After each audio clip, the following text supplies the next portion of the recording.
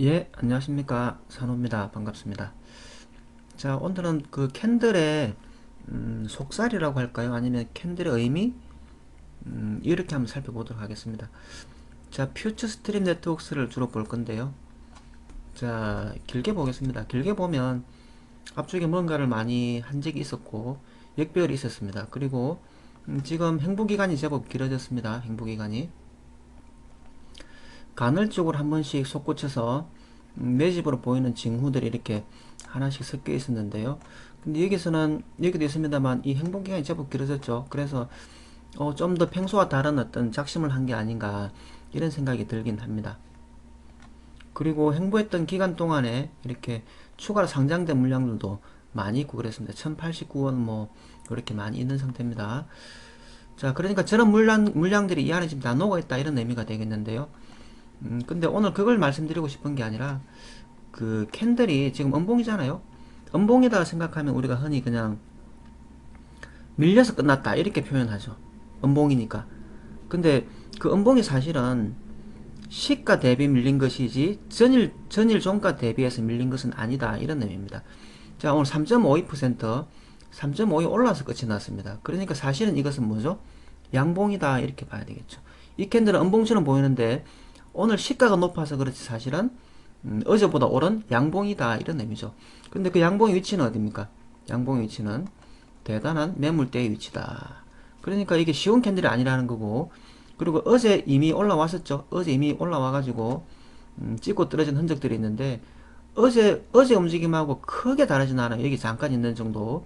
그런데 거래량을 보시면 전일에 18%로 아주 줄어들었습니다. 그러니까 주가는 어제보다 더 올랐지만 거래량 한참 줄어들었다. 작은 캔들이라는 의미죠. 작은 캔들이고 작은 거래량인 뜻인데 매물대에서 작은 캔들 작은 거래량은 매도보다는 매수의 경우가 많습니다. 왜냐 팔아먹을 때는 많은 거래량이 나오는데 매집하고 그냥 기다리면서 받기만 할 때는 캔들이 작아요. 그래서 작은 캔들은 오히려 매도보다는 매집으로 점수를 더 주는 편입니다. 그리고 이것은 사실 음봉이 아니라 양봉이다 이런 의미죠. 그래서 이 양봉의 의미를 제가 요걸 한번 보여드릴게요. 자, 노로 페인터. 자, 이거 보세요. 이거 음봉이잖아요. 음봉인데 전일보다 51% 거래량 나왔습니다. 근데 그 자리가 어디냐? 그 자리가 대단한 매물대였다 이런 의미죠. 대단한 매물대였다. 그리고 음봉이지만 사실은 양봉이었다 이런 의미죠. 그래서 이걸 우리가 음봉이지만 사실은 양봉이다라는 것을 알 수 있어야 되고, 그래서 이걸 갖다가 제가 매매한 걸 한번 보여드릴게요. 오늘도 매도하고 말았는데, 자 한번 보십시오. 제가 어디에 매수했습니까? 매수한 자리가 이 음봉에 종가 저음에 매수를 했단 말입니다. 근데 음봉 사실은 양봉이었기 때문에 제가 매수를 한 것이고 대단한 매물대였기 때문에 매수를 한 것이고, 매도를 여기에 자 매도 가격이 16,500원에 매도를 했습니다. 꼭대기 매도했죠. 꼭대기 매도했고, 그리고 매수를 15,100원, 그 다음 여기 13,500원 해서 평단이 이 정도 됐겠죠. 그걸 오늘 제가 매도를 15,950원 이게 팽단에 매도를 했습니다. 그러면 이제 또 내일은 또 눌러준 자리에 매수를 할 거거든요. 그러면 여기 자리가 사실은 음봉이 아니라 양봉이었다. 좋은 의미였다. 그거하고 요거하고 비슷합니다. 여러분 똑같은 차트는 없습니다. 이거하고 저거하고 똑같은 차트는 절대 없습니다. 똑같은 차트는 없는데 캔들의 의미를 봤을 때는 그렇다라는 것이고요. 그래서 저는 요걸 자, 여기 아니라 노루를 매매했던 것은 그것 때문이었는데, 자 노루를 매매한 건 그것 때문이었는데 다시 매수하고 하겠다라고 생각하는 이유는 이 종목은 그 누굽니까 저기 윤석열 관련주라서 그래서 매수하려고 하는 거고요. 표면적으로는 작게 머리 우어깨로 이 헤드앤숄더 모습입니다. 헤드앤숄더 맞죠?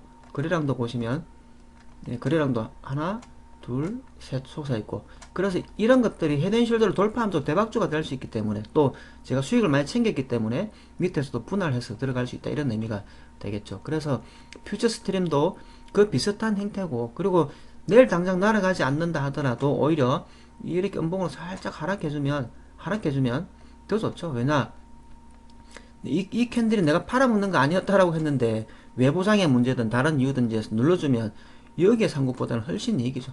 여기에서 매수할 때도 상승할 무조건 상승할 거야라고 해서 매수하는 건 아니거든요. 근데 제가 매수를 안 했습니다만 살짝 더 눌러주면 오히려 더 여기서 하는 것보다 이득이었네라고 생각하면 오히려 편한 매수 자리가 되는 겁니다. 그래서 음봉이지만 양봉일 수 있다 이런 의미고요. 그리고 또 다른 경우를 한번 보여드릴게요. 자, 이게 이 캔들 있죠? 4월 28일 캔들이 고점이 상한가입니다.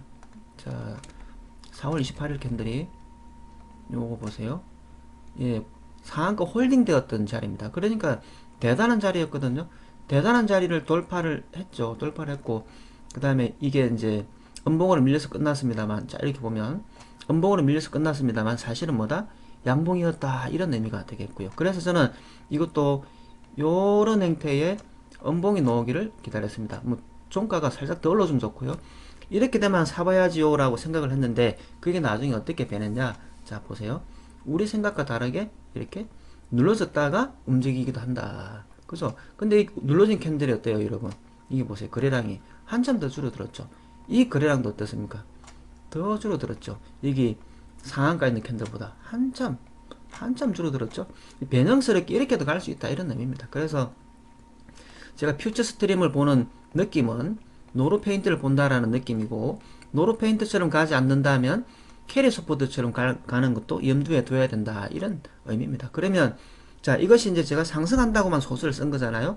근데 이게 제 말이 맞을 수도 있고 틀릴 수도 있습니다만, 일단 최소한 우리가 한 개 종목을 볼 때 가는 시나리오와 내려왔다 가는 시나리오를 봐야 된다라는 거고, 최악의 경우에는 망가지는 경우의 수들도 있을 수 있겠죠. 그래서 한 개를 보는 순간 이 차트만 보는 게 아니라 이것도 생각해야 되고 이것도 생각해야 되고, 망가져 내려오고 좀 더 시간을 더 끄는 것도 생각을 해야 되고, 다양한 변수들을 생각해야 된다 이런 의미입니다. 요점은 뭐죠? 캔들이 음봉으로 보이지만 음봉이 아닐 수 있다라는 것이고, 그것이 상승하는 시나리오, 하락하는 시나리오, 뭐 다양한 경우들을 염두에 두고 묶어서 생각을 해야 된다 이런 의미입니다. 어떻습니까, 여러분? 차트 한 개를 보더라도 종합적으로 여러 가지 시나리오를 세워보는 습관, 이게 있어야지만 우리가 예상했던 시나리오가 다르게 움직이더라도, 예상 밖이라 하더라도 예상 아닐 수 있는 거고요. 예상 밖이라 하더라도 아, 저렇게 움직였구나라고 대응할 수 있는 어떤 다른 생각거리를 가질 수 있습니다. 그래서 캔들을 살펴보면서 차트의 움직임들까지 이렇게 연결지어서 한번 생각을 해봤습니다. 자, 매수 매도 신호는 아닙니다. 학습용으로 여러분들의 생각 구조를 좀 더 주식형 인간으로 변화시키는 목적으로 강좌가 만들어졌다 이렇게 생각해 주시면 감사하겠습니다. 오늘은 여기까지 하겠습니다. 수고 많았습니다.